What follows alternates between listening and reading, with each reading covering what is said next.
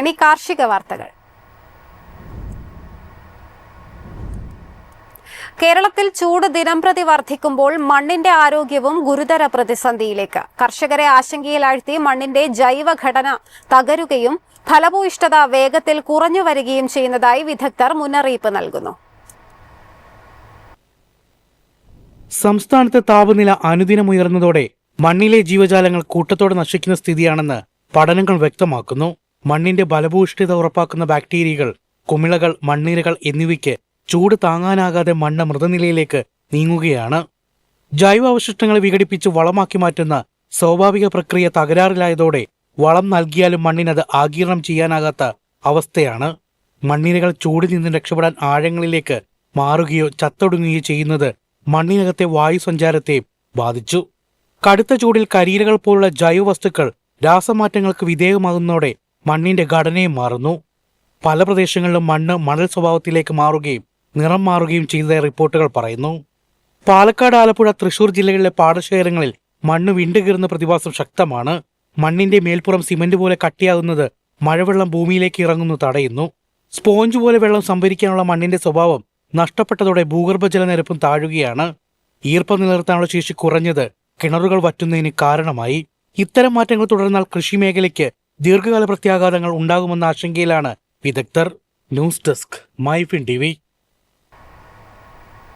കേരളത്തിൽ തെങ്ങുകയറ്റ തൊഴിലാളികളുടെ വരുമാനത്തിൽ വലിയ ഉയർച്ച. കഴിഞ്ഞ 10 വർഷത്തിനിടെ പ്രതിദിന കൂലിയിൽ 83% വർധന രേഖപ്പെടുത്തി.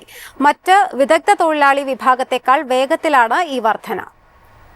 സംസ്ഥാനത്തെ തെങ്ങുകയറ്റ തൊഴിലാളികളുടെ പ്രതിദിന കൂലി 2015 ശരാശരി 755 രൂപയിൽ നിന്ന് 2024 1380 രൂപയായി ഉയർന്നതായി കണക്കുകൾ വ്യക്തമാക്കുന്നു.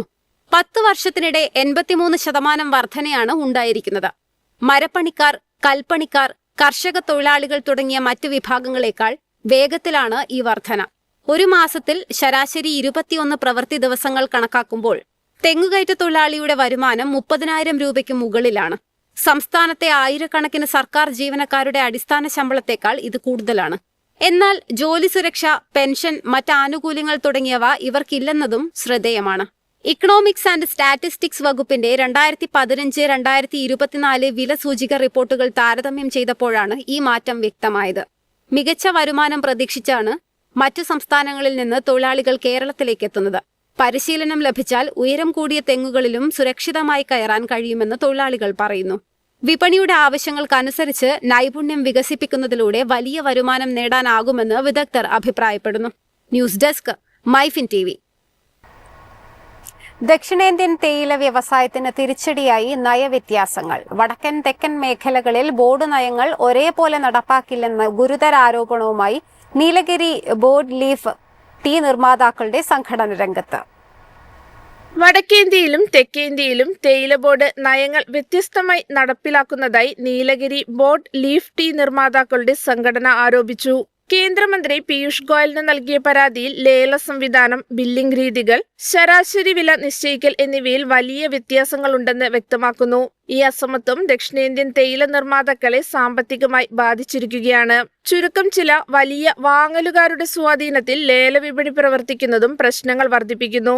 ഇന്ത്യയിലെ തേയില ഉൽപാദനത്തിന്റെ ഏകദേശം 60% സംഭാവന ചെയ്യുന്ന ചെറുകിട കർഷകരുടെയും ബോർഡ് ലീഫ് മേഖലയുടെയും അഭിപ്രായങ്ങൾ തീരുമാനങ്ങളിൽ പ്രതിഫലിക്കുന്നില്ലെന്നും സംഘടന ചൂണ്ടിക്കാട്ടി.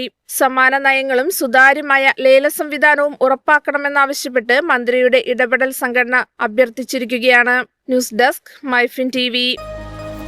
എളുപ്പത്തിൽ സമ്പാദ്യം വളർത്താം. ഇന്ന് തന്നെ മൈഫിൻ ടിവി ആപ്പ് ഡൗൺലോഡ് ചെയ്യൂ.